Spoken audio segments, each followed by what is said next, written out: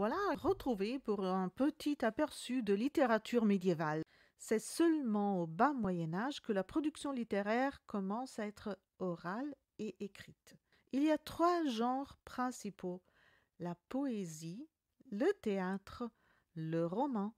Mais attention, toute la production est encore en vers et en rime, très liée à la musique et au chant. Commençons par la poésie dite courtoise. Nous avons déjà l'image de la dame, la femme idéalisée. Elle est parfaite, elle est la souveraine du cœur du chevalier qui lui fait la cour. Le chevalier ou l'homme de cour, vous le voyez ici plus petit parce qu'il se considère soumis à la dame. Faire la cour signifie pour lui se soumettre à la dame, se mettre à son service. La poésie courtoise chante l'amour du chevalier ou de l'homme courtois pour une femme idéalisée, qui est sa courtisane. Lui, il se consacre entièrement à la dame. Toute sa vie, toutes ses prouesses, elles sont considérées des services d'amour. Son amour est un sentiment très raffiné, spirituel, qui s'oppose à l'amour charnel et qui est appelé la fine amour. La poésie épique est représentée par la chanson de geste, qui est née au début du Moyen Âge et qui était transmise à l'oral jusqu'au bas Moyen Âge.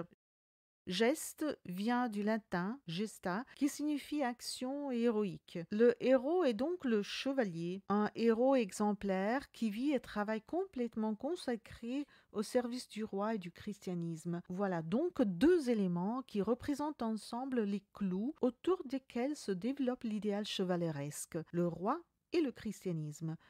Les chansons de geste chantent donc le monde de la chevalerie et ses valeurs. Les vertus chevaleresques sont liées surtout à la fidélité, à la loyauté au roi et à l'Église, au courage, au sacrifice de soi au nom de Dieu et du roi. Les actions des chansons de geste peuvent avoir leur origine dans des événements historiques, mais ceux-ci sont en tout cas mystifiés. Ils deviennent légendes. Des chansons de geste parmi les plus connues est la chanson de Roland.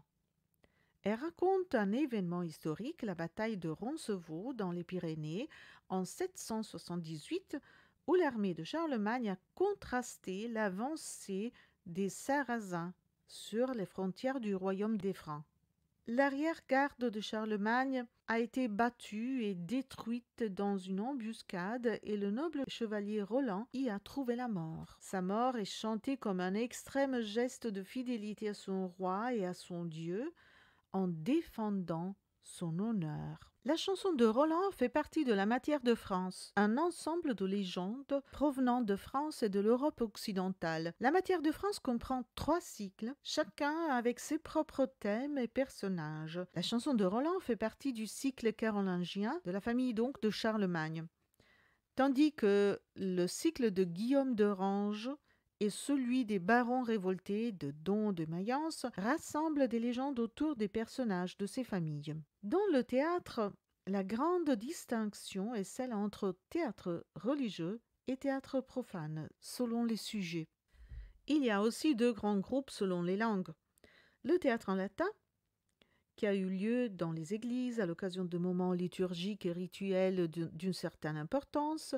Il y avait alors plusieurs rôles qui étaient distribués parmi les participants pour donner plus de force à ce moment liturgique. Il y avait aussi un théâtre en ancien français de sujets religieux qui était un théâtre de rue, c'est-à-dire qu'il se déroulait dans les rues ou sur les places comme une procession et on y représentait des scènes de la Bible et du Nouveau Testament.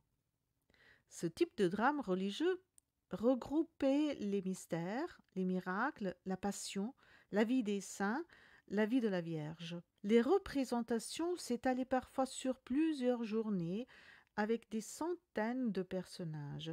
C'était aussi une forme de catéchisme du peuple. Ce théâtre était organisé à l'occasion de fêtes religieuses ou folkloriques. Il y avait aussi un théâtre de rue en ancien français, mais à sujet profane. En général, c'était des comédies, à dénouement heureux, des farces, des sottis ou des moralités. Il se déroulait évidemment dans les rues, sur les places, parce que alors il n'y avait pas de salle de théâtre. Les farces sont des pièces relativement courtes qui parfois entrecoupaient les mystères. Les sottis sont des pièces à sujet politique ou liées à l'actualité, interprétées par des sots, c'est-à-dire des gens stupides. Les moralités ont un but didactique ou allégorique. Elles représentaient les vices des hommes pour enseigner ce qui est bien et ce qui est mal. Les contes, les récits et les romans peuvent s'inspirer des valeurs de la chevalerie ou de ceux de la courtoisie, ou encore, ils peuvent faire de la satire sociale. Les romans de chevalerie au Moyen Âge sont des recueils qui peuvent être très grands, eux aussi groupés en cycles. Parmi ces cycles, il faut citer le roman arthurien, qui fait partie de la matière de Bretagne, une vaste production littéraire qui s'est formée à partir de légendes d'origine celtique bretonne. Comme les sources de la matière de Bretagne sont très lointaines dans le temps, comme jusqu'au bas Moyen Âge, la transmission de ces traditions était orale, comme les différents auteurs, compositeurs, narrateurs, à travers les siècles, facilitaient par leur créativité l'évolution et l'adaptation des légendes aux différents contextes et moments historiques, il n'existe pas une légende arthurienne, mais il en existe plusieurs.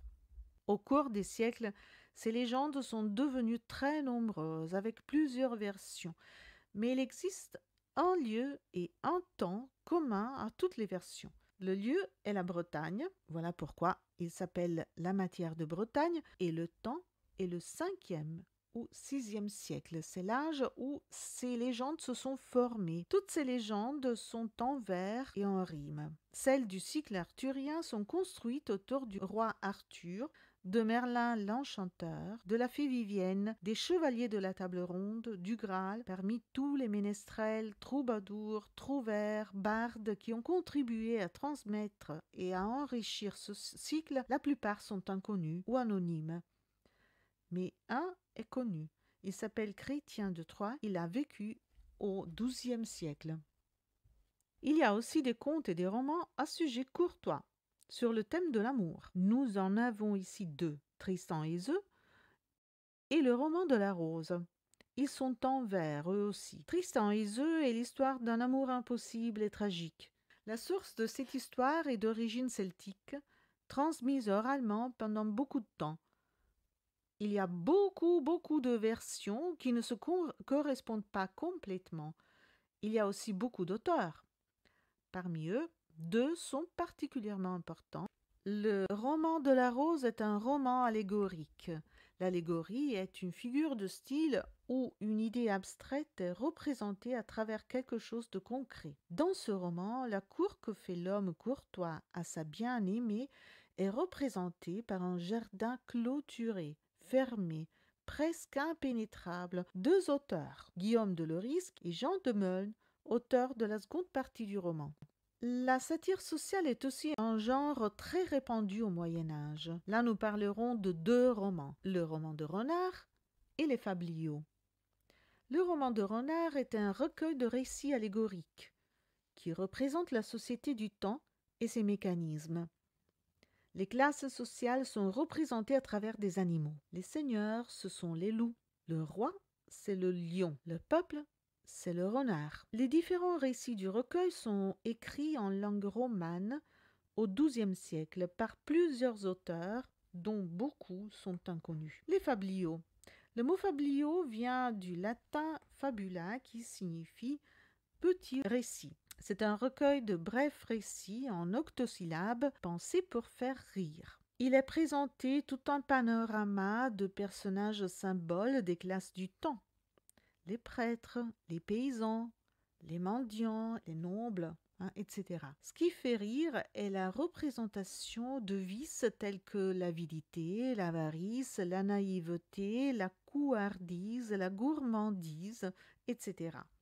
Parmi les auteurs les plus connus, il faut citer Rudebeuf ou Jean de Comté, avec aussi un grand nombre de ménestrels anonymes. Ma présentation se termine ici. Je vous remercie et je vous dis au revoir. À la prochaine.